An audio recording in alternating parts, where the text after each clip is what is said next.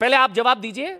Number एक, जो सोमनाथ जी बोल रहे हैं वो कांग्रेस ने भी बोला है और वो ईरान के राजदूत ने भी बोला कि ये जनता के मूड की वजह से सारी चीजें, कोई मोदी जी के चक्कर में गैस के टैंकर आ गए ऐसा थोड़ी ना है।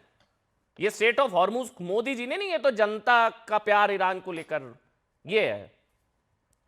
देखिए अमन भाई, इतनी सीरियसली आप आम आदमी पार्टी को ले रहे हो और हर्षवर्धन त्रिपाठी जी ले रहे हैं, इतनी सीरियसली दिल्ली की जनता ही नहीं इनको ली, तभी जाके ये शीशमहल वाले बाहर चले गए। मैं इनकी सिर्फ फेक न्यूज एक्सपोज करता हूँ। इन्होंने क्या बोला, और ध्यान से सुनिएगा अमन जी, आपका शो देश देखता है, देश के नंबर वन सोमनाथ शो जी आ है। रहा हूं और ध्यान से सुनिएगा, मेरी बात सुनिएगा, मैं बहुत जी। तथ्यात्मक बात करूँ, इसके डिबेट छोड़ के चले जाएंगे। इन्होंने बोला ना कि ईरान के एम्बेसडर ने भारत की सरकार और भारत को धन्यवाद नहीं दिया, यही बोला ना इन्होंने। अब सुनिए, मार्च डेट नोट करिए, मार्च 13, 2026, ईरान के एम्बेसडर मोहम्मद फताली, और सुनिए कोट करूंगा अंग्रेजी में, फिर अंग्रेजी को हिंदी में अनुवाद करूंगा। इंडिया, सुनिए मेरी बात, as ambassador in India I say that government of India in this situation after the war helped us in different fields. Hindi में, मैं ईरान का भारत में एम्बेसडर हूं और ये कहता हूं कि भारत की सरकार ने ऐसी स्थिति में जंग के बाद में अलग अलग फील्ड में हमारी मदद करी है। 13 मार्च 2026 ईरान के एम्बेसडर को, मुझे गलत प्रूव कर दे या डिबेट छोड़े या देश की जनता से माफी मांगे। अरे कम से कम कभी तो जब देश का भला होता है तो खुश हुआ करो। हद हो गई है। ईरान टैंकर हिंदुस्तान में आ रहा है, हिंदुस्तान की जनता का भले हो रहा है और ये दुखी पड़े हुए ये हैं। मोदी की ये तो एलपीजी है, माफी मांगनी ये पड़ेगी। मोदी की एलपीजी ये लोग यूज नहीं करेंगे अब। ये मोदी की एलपीजी है अब अब ये। मत करो, नहीं नहीं मत जैसे करो, इनको बोलो जैसे मत करे। वैक्सीन जैसे अरे मैं वैक्सीन आई थी कोविड की, तो ये मोदी की वैक्सीन, तो ये अब मोदी की एलपीजी मत है। करो ना यूज। अच्छा तहसीन नहीं भाई नहीं यूज बोलना चाह मत रहे हैं। करो। नहीं नहीं ऐसा नहीं, सभी सबके अरे लिए ऐसे तहसीन थोड़ी ना भाई, भाई, देश नहीं पर सबका है। तहसीन, एलपीजी एलपीजी मेरा कोई बीजेपी नहीं, की थोड़ी मेरा ना है। निवेदन है, तहसीन भाई तहसीन भाई थोड़ी चेहरे पे मुस्कान तो दिखा दो। अरे मैं खुश हैं भाई समझता नहीं हूँ, जब भी देश का, जी। नहीं जब भी देश का भला होता है इनके ठीक, चेहरे डूब जाते हैं। तहसीन चेहरे भाई, में इनके दांत, थोड़ी सी खुशी रहो तहसीन भाई। भाई सब खुश है ये जो अपने चले देशवासी। ठीक है, ये जो तेल टंकर आया तहसीन भाई, आपने भी तस्वीरें देखी होंगी, आपके चेहरे पर भी मुस्कान आई होगी। बतौर जी कांग्रेस पार्टी नहीं, वैसे ही वेरी मतलब मच बतौर सो। हिंदुस्तानी बहुत खुश हुए होंगे आप भी कि 92,000 मीट्रिक जी टन। आप तो फेल्ड डिप्लोमेसी और नकली विदेशी नीति, ये उसी का नतीजा है जो आप लोग कह रहे थे, फेल्ड डिप्लोमेसी और नकली विदेशी नीति, ये उसी के चक्कर में आ गए टैंकर तहसीन भाई, नहीं? या ये एआई तस्वीरें हैं? अमन जी सबसे पहले जी अमन जी सबसे पहले तो आपके साथ शो पे शिरकत करने का मौका मिला, शुक्रगुजार हूं। 2 या 3 चीज में जल्दी से कहना चाहता हूँ। एक तो एलपीजी का फुल फॉर्म जो इस सरकार ने कर दिया था, लापता गैस। आज जो टैंकर आए, इसके लिए सारे भारतीय, चाहे आप इस साइड हो उस साइड हो, सारे भारतीय खुश हैं और हम चाहते हैं कि और भी टैंकर आए। लेकिन अमन जी, ये टैंकर एक्चुअली क्यों आया, नंबर 1, और नंबर 2, ये सरकार किस तरह से फेल हुई। सबसे पहले शुरू करता हूं एक अच्छी बात से। मैं प्रधानमंत्री को साधुवाद देना चाहता हूं। प्रधानमंत्री स्टेप इन किए, उन्होंने ईरान के राष्ट्रपति से बात किया, तभी ये प्रॉब्लम थोड़ा सा सॉल्व हुआ। लेकिन अभी भी प्रॉब्लम सॉल्व नहीं हुआ। अमन भाई मेरी बात को ध्यान से सुनिए। अगर इस देश के सबसे खराब पेट्रोलियम और नेचुरल गैस मंत्री हरदीप पुरी जी थोड़ा सा अपना काम करते, थोड़ा सा ठीक अपना काम करते, तो ये समस्या देश पे संकट आती ही नहीं। ये प्रधानमंत्री को लगा कि वो इंटरवीन करे, क्योंकि हम जानते थे स्ट्रेट ऑफ हुर्मुज ब्लॉक होगा वॉर के कारण, और क्योंकि स्ट्रेट ऑफ हुर्मुज ब्लॉक होगा, हमारा जो 80% गैस आ जाता, हमें इसकी समस्या होगी। लेकिन उन्होंने कोई इसका प्रावधान किया नहीं। दूसरी चीज, ये बात सही है कि प्रधानमंत्री ने ईरान के राष्ट्रपति से बात की, इसके बाद ये सोल्यूशन, थोड़ा सा हमें सोल्यूशन मिला। लेकिन मेन चीज क्या है, हमने इसके बदले में क्या किया। 180 जो उनके सेलर्स थे, वो हमने एक कल रात को एक स्पेशल चार्टर फ्लाइट से भेजे, और वो सही भेजना भी चाहिए। इसकी वजह से 3 टैंकर्स अभी आए, आज एक आया, कल एक आएगा, और एक टैंकर जो क्रूड ऑयल को लेकर आएगा यस वो आया है। लेकिन मैं फिर से कह रहा हूं, इस एपिसोड से भारत को क्या सीखना चाहिए।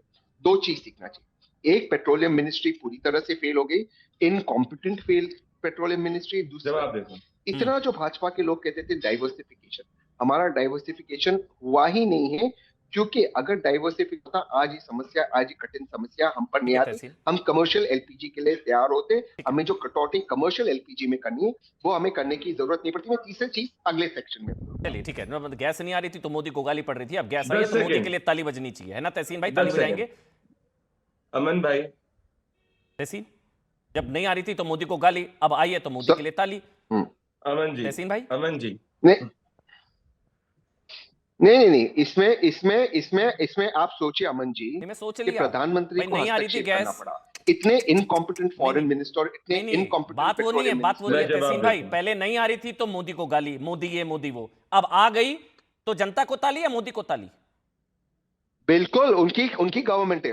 नहीं, एक मिनट अमन भाई मैं फिर से आपको कहता हूँ, नहीं नहीं, अगर वो हमने 180 सेलर्स को हमने कल रात को छोड़ना पड़ा, हमें मैं कह उनको रहा हूँ वो सामान को डिप्लोमेसी भेजना पड़ा, में मेरे हर को हमने कोई उसके जवाब अपने साथ देने देश किया का ही और दीजिए। देखता है 3 टैंकर तहसीन गए। भाई, मैं समझ मैं गया बिल्कुल सारी मानता चीजें। हूँ। बोलिए ना, आई एग्री मोदी विद को यू। ताली, अमन भाई, मोदी के लिए आई एग्री ताली। अमन विद भाई, यू। बोलिए, मैं आगे बढ़ूंगा। आज मोदी के लिए ताली। मैं तो हर कह अमन रहा डिबेट हूं, में भाई, मैं तो आकर कह मोदी रहा को हूं, गाली, मोदी को अगर गाली, कॉम्प्रोमाइज। आज बोलिए कॉम्प्रोमाइज अमन नहीं, भाई सबसे कॉम्पिटेंट प्राइम मिनिस्टर। बोलिए, बात खत्म। म- आज तो आप भी म- खुश हैं, गैस आई है भाई।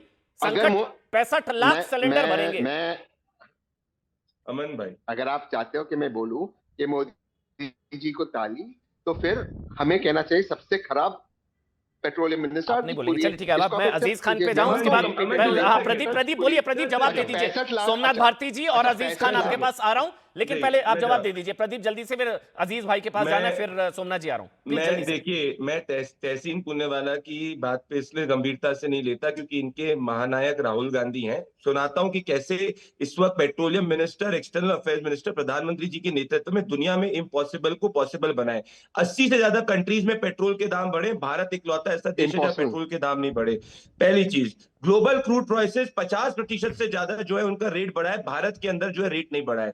20% वर्ल्ड का ऑयल सप्लाई हर्ट हुआ है, तब भी भारत के 30 करोड़ से ज्यादा डोमेस्टिक कंज्यूमर्स तक एलपीजी पहुंच रहा है। कांग्रेस पार्टी के शासन काल के अंदर जब कोई ऐसा बड़ा क्राइसिस नहीं था, कांग्रेस पार्टी के समय एलपीजी के रेट 1213 थे। आज की तारीख में एलपीजी के रेट 913 है। इनको तो जाके आरती उतारनी चाहिए हरदीप पुरी जी की, जयशंकर जी की और प्रधानमंत्री नरेंद्र मोदी जी की। अगर कांग्रेस होती तो ईरान में आईएए के ऊपर सैंक्शन लगवा देती और जाके ईरान जो है $1 मिलियन की फाइन हिंदुस्तान पे कर चल, रहा था, ये जैसे होती तो कांग्रेस वो पार्टी था, के वो सारी शासन काल चीजें में ठीक है। करते हैं। अजीज भाई, कैसे आ गए ये ईरान से तो बड़े खराब हो गए थे रिश्ते, आप भी थे मेरे साथ डिबेट में। ईरान ने तो दुश्मन हो गया था, ये सारी चीजें, ये कैसे आ गए फिर? कैसे भेज दिए भाई ये भारत को तो छूट? हॉर्मुज रूट अभी कैसे? अमन भाई कह रहे थे, आप कह रहे थे कि मोदी जी के लिए ताली। मैं तो आपके लिए ताली लगाना चाहता हूं। मैं ईमानदारी की बात बता दूं, जिस तरह जैसे आयरन डोम नहीं है, इसराइल इसराइल में आयरन डोम है, वो जो अटैक हो रहा है उसको रोकता है। ईमानदारी की बात बता रहे हैं। अभी जैसे सोमनाथ जी कह रहे थे कि अगर आप जैसा एक शख्स उनकी पार्टी में हो तो हो सकता है वो पार्टी पता नहीं कहां पहुंच जाए।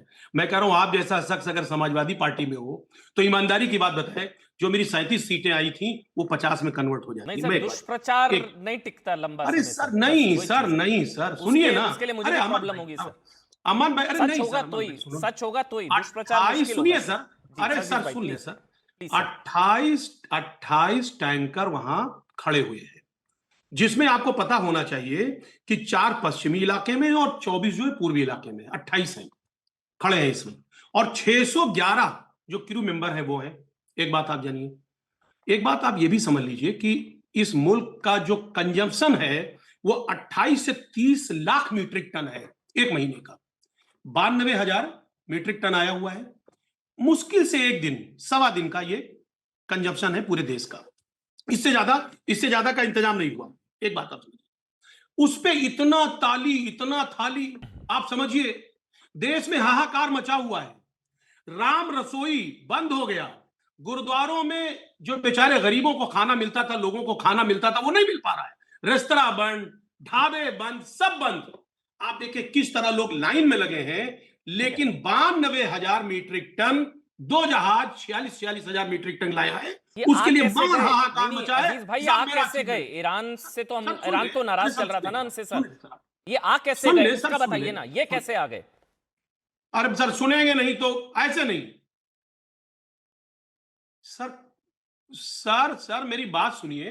देखिए सोमनाथ जी ने जो बात कही थी उसका वीडियो नहीं दिखा पाए। मैं कहिए वीडियो दिखा दूं कि जो वहां के जो डिप्लोमेट ने कहा है, क्या स्टेटमेंट दिया है, और उसके बाद वहां के एम्बेसडर ने यहां पे क्या दिया है। उन्होंने बिल्कुल वाकई में स्पष्ट इस बात को कहा है ठीक है। कि भारत के लोगों ने जिस तरह झूठ। कंडेम किया, जिस तरह उनका लगाव लगा, तो जिस पहले क्यों तरह अटकी हुई थी ईरान फिर? के पर, सुनिए मेरी बात, पहले क्यों अरे अटकी मेरी हुई बात थी? सुन लिया सर, आप पूरी बात अब नहीं कंप्लीट है अमन भाई, हर इस जगह लॉजिक से तो किल्लत होती ही नहीं फिर। सर मेरी बात सुन ले।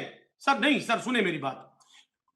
सच ये है कि जिस तरह हिंदुस्तान के लोगों ने हमदर्दी जताई, हम चाहते हैं कि यहाँ के लोगों को परेशानी ना हो, लेकिन नहीं उनका अजीज उनका भाई, सुनिए मेरी बात। अजीज अरे भाई, सर, अजीज भाई, एक मिनट, ये बहुत जरूरी है। सर, मैं आप वीडियो दिखा कॉन्ट्राडिक्ट दूं। कर रहे हैं आप सर, अपनी मैं- बात को। एक मिनट सर, रुकिए, मैं- एक सर, मिनट मैं वीडियो रुकिए, दिखाऊं? एक मिनट अजीज भाई, मैं विद ड्यू स्टेटमेंट पे आऊं? सर, एक में विद ड्यू रिस्पेक्ट, आपने बोला भारत के लोगों के मन की वजह से, ठीक, तो फिर अभी दूसरी लाइन में आपने बोला वहां हमारे 20 से 25 अटके हुए हैं, तो वो क्यों अटके हुए हैं फिर?